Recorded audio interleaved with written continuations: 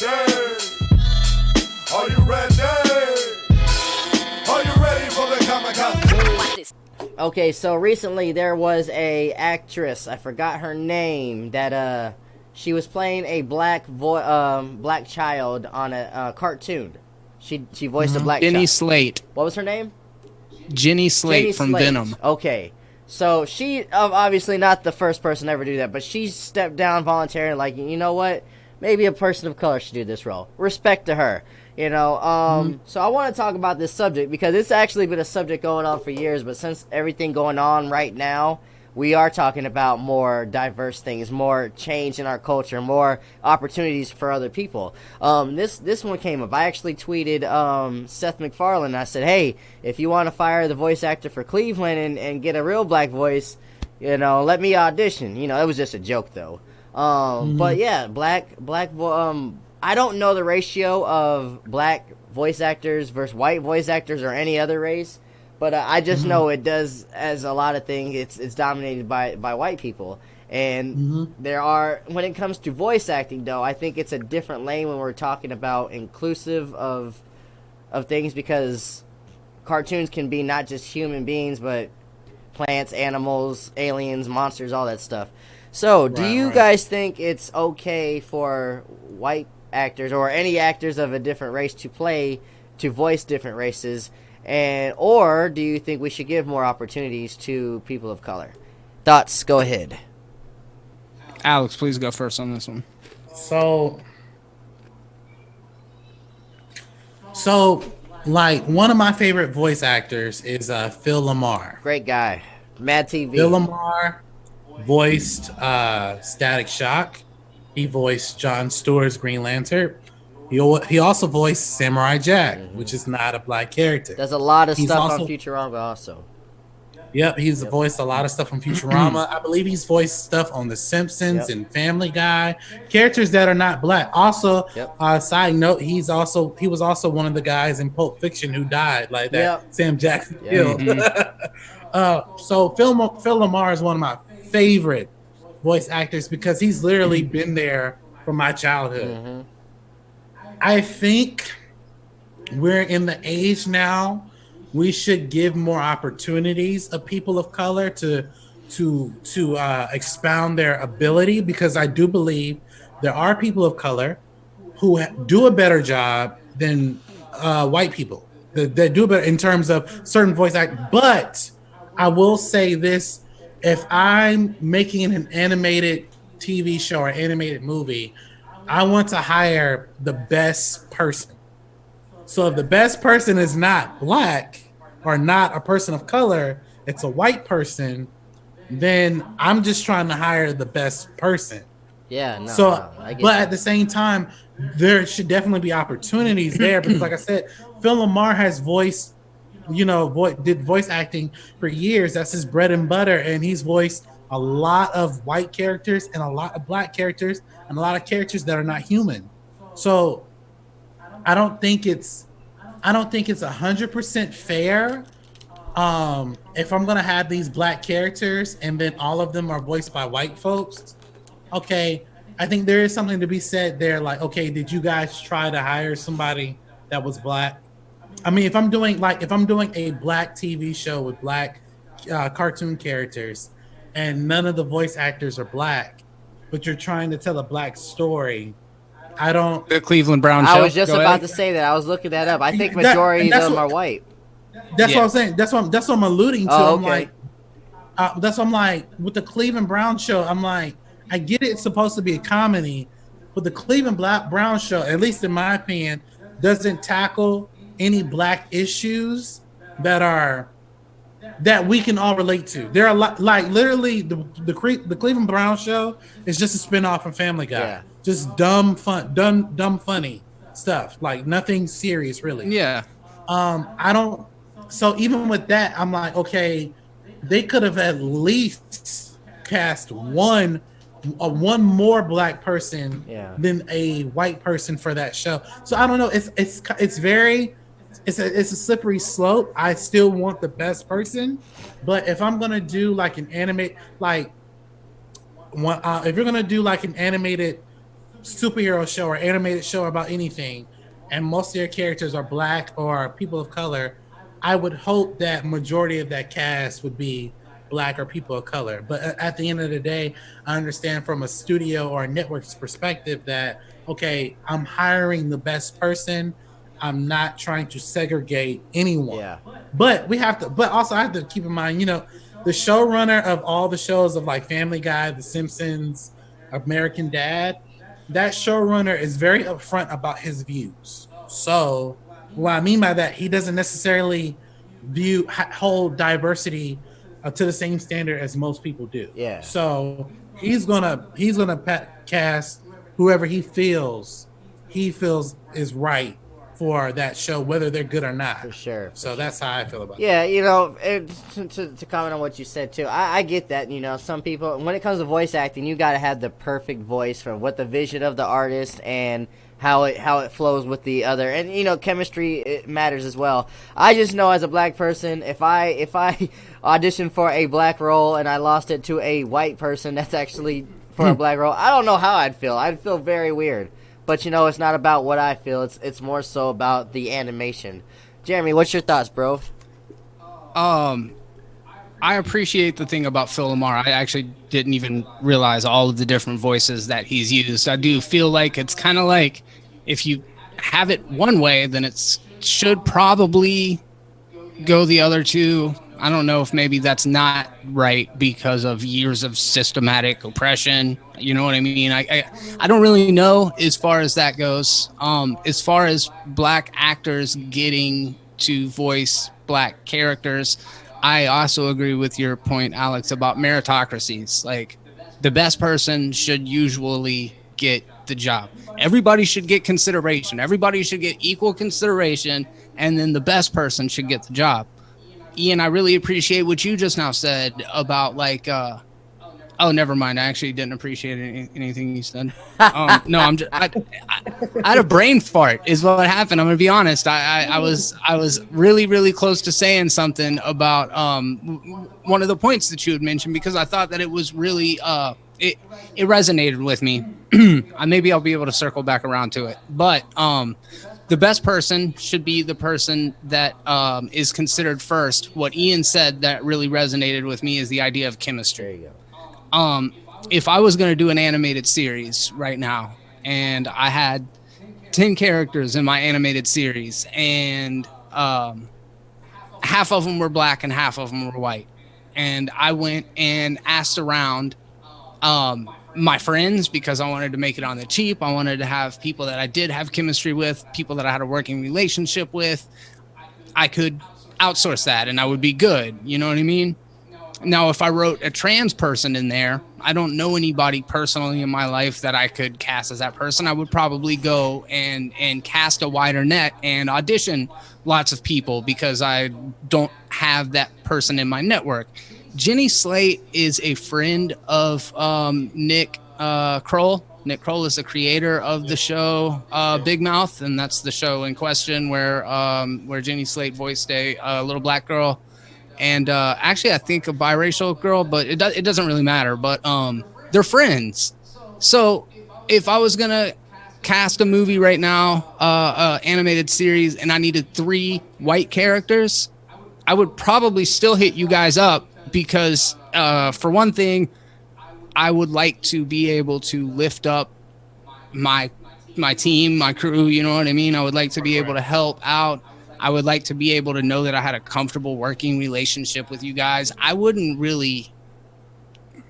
If you're a good voice actor, you're a good voice actor. Yeah. I hate this idea of... And there's obviously a discussion to be had. But if we say that all black actors have to be all black characters have to be voiced by black actors. Fair enough, but why are they only calling Tiffany Haddish and fucking Kevin Hart again? Right there. Yeah. Mm-hmm. So I think the other day, I think you just exactly said what I was trying to. So I posted this on my Facebook, and I asked the question. It got a little controversial. A lot of people, I think, misunderstood what I'm saying. I wasn't trying to say, hey, black people should only be doing black voices and white people should only do white voices. Definitely not what I was saying, because, like you guys said, some of the best voice actors, which they do occasionally recycle a lot. You could hear them a lot if you listen to cartoons like I do. You're like, oh, that was from this show and stuff like that. Do a great job. Joe DiMaggio or John DiMaggio or whatever. Absolutely. Who's the one that does Susie? I see her voice all the time. It's actually a black woman. She was on A Different World. Well, it's a black girl that does like all the black voices on these black cartoon characters. Regina King's great. Regina King is great. So the point I was getting at is like it doesn't matter when it comes to the color of the races. I just want to see more opportunity. And I don't know the ratio of black voice actors to white voice actors, but I feel like, you know, we should probably offer the opportunity first to black people when it comes to black characters. Not saying that they need to be it, though. Like we said, chemistry and, you know, the delivery is what matters at the end of it. But yeah, I agree with that. That's all I was trying to say about that. I'm not going to be a Nazi about it. Like, you stick with your kind and you do your voice over there. You know, that's stupid. Go ahead, Jeremy. Well, it's interesting because, I mean, there is such a philosophical debate to have about it because there isn't necessarily gatekeepers in Hollywood that are saying, nope, you're black, you can't come in. Yeah. There's just not a lot of roles being written by them because there's not a lot of black screenwriters out there. Mm-hmm. But then if we want to get into like controversial territory, like if the black population is approximately 20% of the population, then are we asking for equal representation or are we asking for 20% representation? That is true. I see what you're saying. I want clear. Me personally, I think it should be clear all the way around, not even just black and white, but, you know, everybody else, just because that's the face of America is everybody. I get the point of, like, the straight up graph. Like, obviously it's mostly white, so you're going to see mostly white.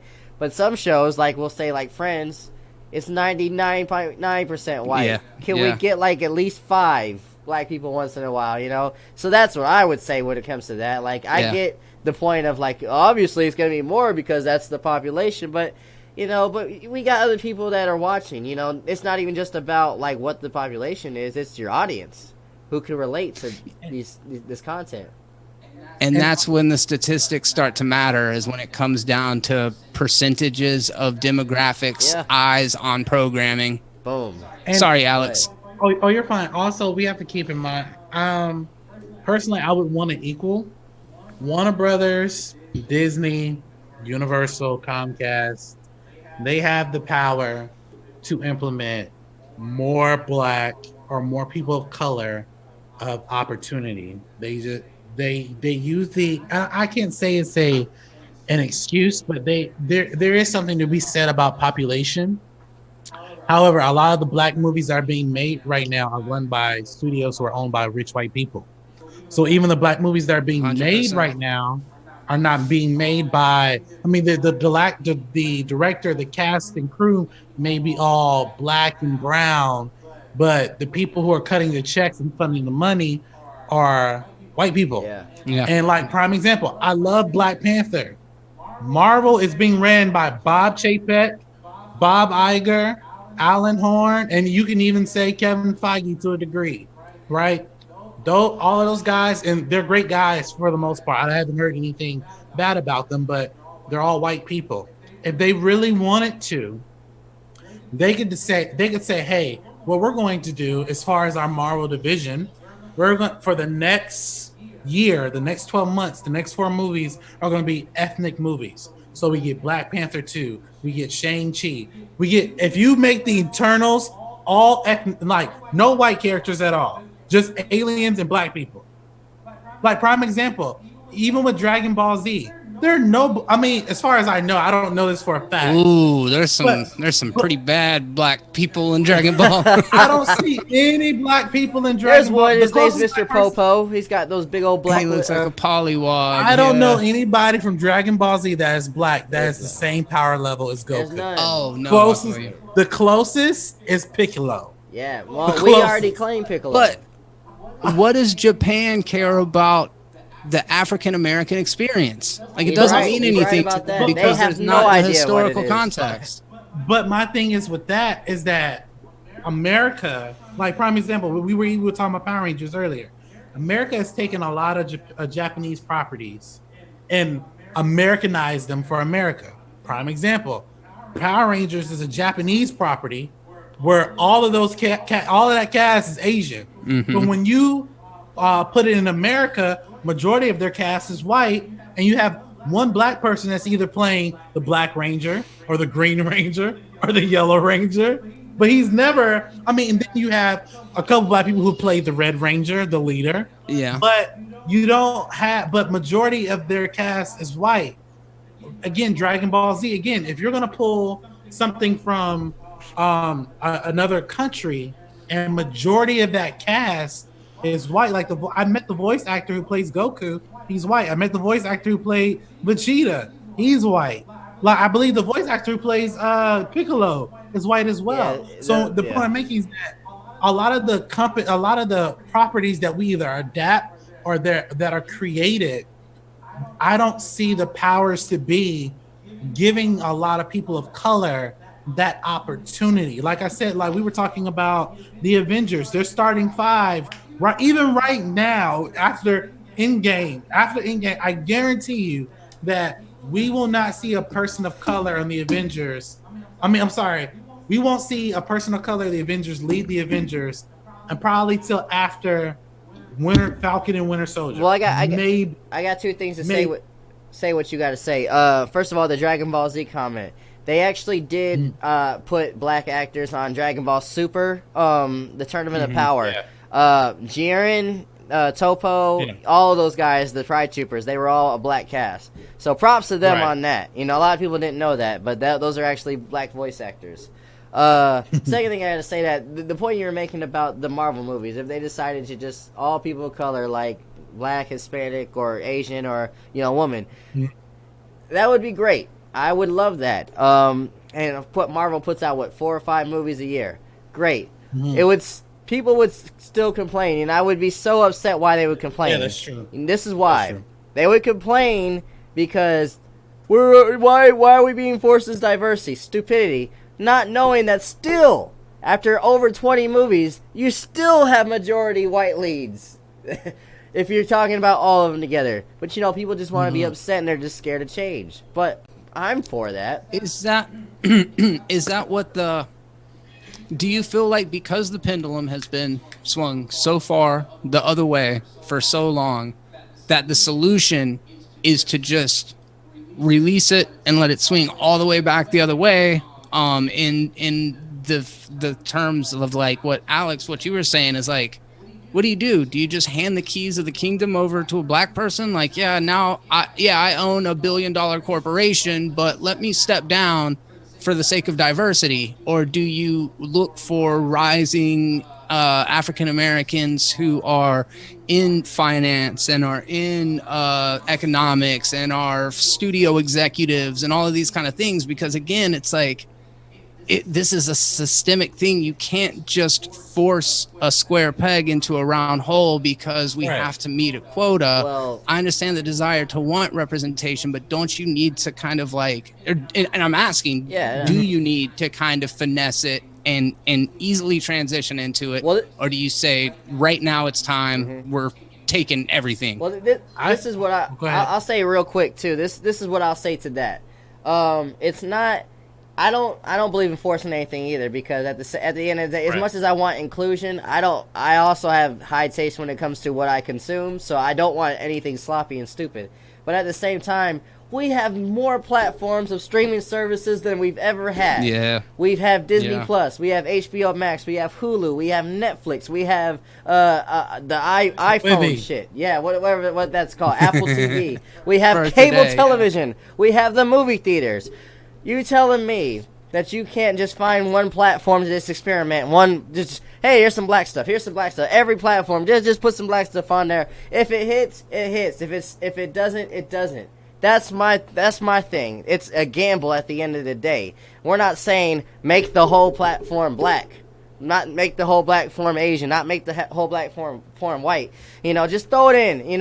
If it happens to be your shit, that's awesome. If not, cancel it, move on with the next. But give more opportunity is what I'm saying.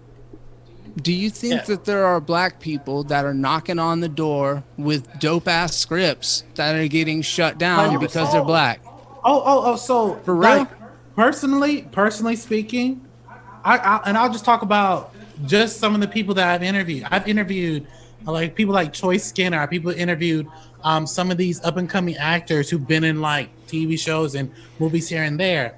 Some of those people have approached the like studios because they all live in LA. They approach studios in LA with screenplays, and solely because of the fact of either they're black or they feel like their screenplay is too edgy, Or the screenplay sucks, right? or that Isn't that? or that too. It could be. Yeah. That too. Or it sucks. Yeah, we can't blame the They white don't man. pick. Sometimes They it don't. might suck. Yeah, that too. That they don't pick up their option. Right. But the person behind them, who's white, and they present their screenplay, and their option gets picked up, whether it's movie, TV, streaming, whatever. I actually, and I won't say who, but one of the actors I interviewed, he showed me the first 10 pages of his draft, and he showed me the other draft that got picked up. Now, from an analytical standpoint, it seemed like that this actor I interviewed, the story he was telling is a little bit more compelling than the other one. And the other one even had some things that just didn't make sense grammatically. And not only that, from a story point standpoint, didn't make any sense. So you have a black actor, great script, white actor, not so great script. It's not terrible, but it's not that great in comparison. But his option gets picked up. You have to then ask yourself, okay, either it could, and I'm not saying it is, it could be race, it could be taste, it could be like, I'm not really feeling that script. It could be so many things, but the first thing that we're going to think about is, oh, well, he's white, I'm black. This is a predominantly white, well, not society, but white arena when it comes to movies, television, and all that other stuff. So my option is not necessarily going to get picked up, but I think the solution for that, and it's funny because I was talking to Choice about this before, I think as black people, we should definitely seek those opportunities, but I think we should also create our own. Yeah. 100%. Like if it wasn't for our, like, I'll just share this thing with you guys real quick. If it wasn't for this pandemic, I was going to spend about 10, 12 grand on this original film that I developed, original superhero film that I developed, and run it through, film festivals, take it to Skydance if I can, and then before I drop it on YouTube, make sure that it goes its full run, circuit. Yeah, and the full circuit run. But I wasn't going to ask for no investors. I wasn't going to ask for any donations. I was going to put my own money up for it. And I think a lot of times, like prime example, and we talked about Tyler Perry before. Tyler Perry put up his own money, and look where it's gotten him.